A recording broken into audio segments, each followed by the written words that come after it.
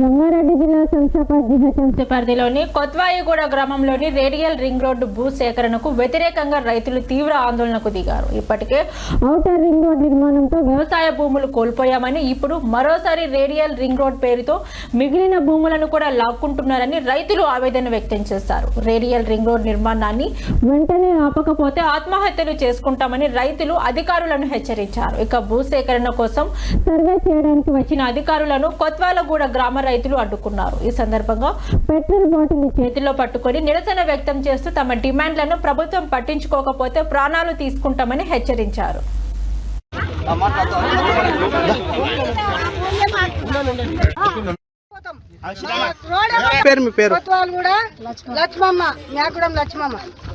నా భూమి నాకే ఉండాలి. వీటికి 10 ఎకరాల భూమి పోయింది.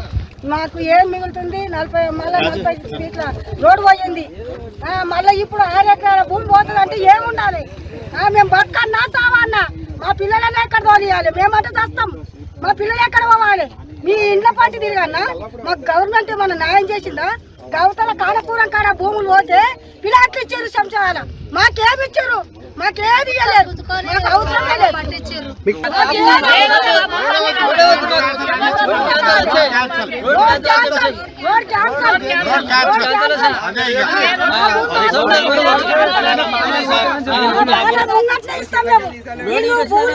అనుకుంటున్నాం కానీ